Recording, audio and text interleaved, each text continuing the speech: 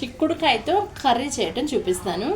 First ఇలాగా ఒక చిన్న బాణాలు తీసుకొని అందులో చిక్కుడుకాయలన్నీ నేను ఇలా ఉడకబెట్టేశాను. ఆ తర్వాత ఈ కర్రీకి కావలసినవి టమాటాలు, ఆనియన్స్, చిల్లీస్ వీటిని మాత్రం ఇలాగా పీసెస్ కట్ చేసుకొని ఇలా ఉంచుకున్నాను. ఇలా ఉంచిన తర్వాత ఒక గిన్నె తీసుకొని కుక్కర్ గిన్నె తీసుకున్నాను. ఇందులో ఒక లవంగం, ఒక యాలకి, ఒక దాల్చిన చెక్క చిన్నది వేసి ఇలా కొంచెం వేయించుకోవాలి. దీని తర్వాత మనం జీలకర్ర తీసుకుని కొంచెం వేసుకోవాలి. జీలకర్ర తీసుకొని లైట్గా వేసుకోవాలి. చూడండి, ఒక హాఫ్ టేబుల్ స్పూన్ చాలు. హాఫ్ టేబుల్ స్పూన్ జీలకర్ర తీసుకుని ఇవి కూడా వేగిన తర్వాత మనం ఇప్పుడు ఫస్ట్ ఏం చేయాలంటే ఆనియన్స్ కట్ చేసుకున్నాం కదా, ఈ ఆనియన్స్ తీసేసి చూడండి, ఈ ఆనియన్ పీసెస్, నెక్స్ట్ చిల్లీస్ ఉన్నాయి కదా, కట్ చేసి పెట్టుకున్న చిల్లీస్, ఈ రెండు కూడా మనం ఈ వేడి ఆయిల్లో వేసేసుకోవాలి. ఒక గిన్నెలో కొంచెం ఆయిల్ తీసుకొని 2 టేబుల్ స్పూన్ల ఆయిల్ తీసుకొని అందులో ఒక యాలక్కాయ, ఒక లవంగం, చిన్న దాల్చిన చెక్క తీసుకొని అవి బాగా వేగిన తర్వాత ఈ ఆనియన్స్, చిల్లీస్, కట్ చేసి పెట్టుకున్న ఆనియన్స్, చిల్లీస్ వేసుకుని బాగా వేగనిద్దాం, బాగా ఫ్రై అవ్వనిద్దాం. మనకు ఈజీగా అయిపోవాలి అనుకుంటే ఫస్ట్ వాటికి కావాల్సిన ఇంగ్రీడియంట్స్ అంతా కట్ చేసి పెట్టుకుని ఉడకపెట్టుకుని ఉంచుకుంటే మనకు కర్రీ ఫాస్ట్గా చేసుకోవచ్చు. అయితే నేను ఇప్పుడు చెప్పాను కదా, ఫస్ట్ ఆయిల్ తీసుకొని అందులో కొంచెం జీలకర్ర, ఒక యాలక్కాయ, ఒక దాన్ని ఏమంటారు లవంగం, ప్లస్ చిన్న ముక్క దాల్చిన చెక్క వేసాను. అది బాగా ఫ్రై అయిన తర్వాత కట్ చేసి పెట్టుకున్న ఆనియన్స్ ముక్కలు, అలానే కట్ చేసి పెట్టుకున్న పచ్చిమిర్చి కూడా వేసాను.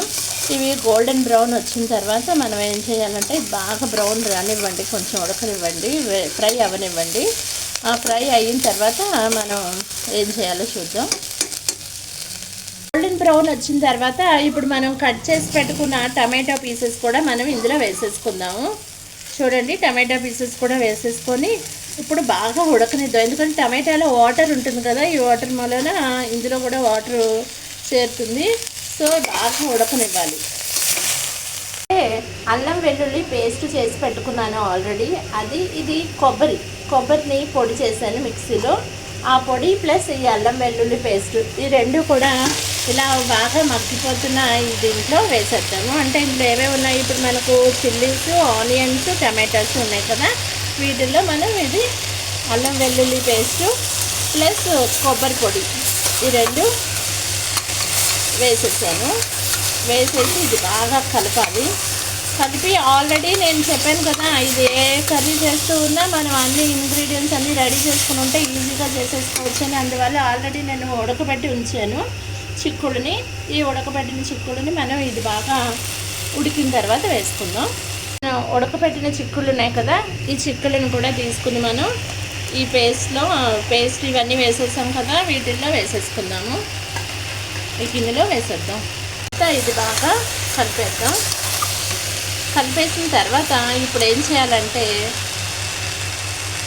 చేద్దామంటే పసుపు, ఒక 1/2 టేబుల్ స్పూన్ పసుపు, నెక్స్ట్ ఇది ధనియాల పౌడర్ 1 టేబుల్ స్పూను, అలానే గరం మసాలా మన ఇంట్లో తయారు చేసుకుంటాం కదా, అన్ని పొడులు వేసుకొని అలా garam masala 1 table spoon, next దీనికి సరిపోయే ఉప్పు, కారం ఇవన్నీ కూడా మనం వేసేసుకుని ఒకసారి బాగా తిప్పేసిన తర్వాత చూసారా ఇలా బాగా కలిపేద్దాం.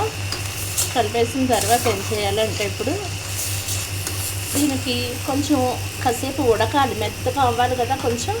అందువల్ల దీనికి ఏం చేద్దామంటే కొంచెం వాటర్ని, 1 కప్పు వాటర్ని యాడ్ చేద్దాం. ఓకేనా, ఇలా కప్పు వాటర్ యాడ్ చేసి ఒకసారి మళ్ళీ కలిపి పెట్టేసి మూత పెట్టేసుకుందాం. మెత్తగా నీట్గా ఉడికిపోతుంది. దీంట్లో మనం మొత్తం ఉడికిపోయిన తర్వాత కొంచెం కరివేపాకు, కొంచెం కొత్తిమీర వేసుకుందాం. అప్పుడు వెంటనే ఈ కర్రీ రెడీ అయిపోతుంది. చాలా బాగుంటుంది. దీన్ని చపాతీలో అన్నా తినచ్చు, లేకపోతే రైస్లో అన్నా తినచ్చు, రెండిట్లోనూ చాలా బాగుంటుంది. కొత్తిమీర కూడా వేసుకుందాము, కరివేపాకు కూడా వేసుకుందాము. వేసుకొని ఇంకా ఒక్క పావు గ్లాస్ నీళ్ళు వేసుకుందాం. ఇంకొక పావు గ్లాస్ నీళ్ళు వేసుకొని మూత పెట్టేద్దాం. చాలా మంచి కర్రీ తయారవుతుంది. ఇప్పటికే మంచి స్మెల్ వస్తుంది. అలాగే ఉడికిన తర్వాత చాలా టేస్టీగా ఉంటుంది. ఇది మీరు రోటీలో కానీ, చపాతీలో కానీ, లేకపోతే రైస్లో కానీ ఎందులో తిన్నా కూడా చాలా టేస్టీగా ఉంటుంది. మూత పెట్టేసాను. ఒక 10 నిమిషాలు వాటర్ అంతా మెల్ట్ అయిపోయేంత వరకు ఉంచుదాము.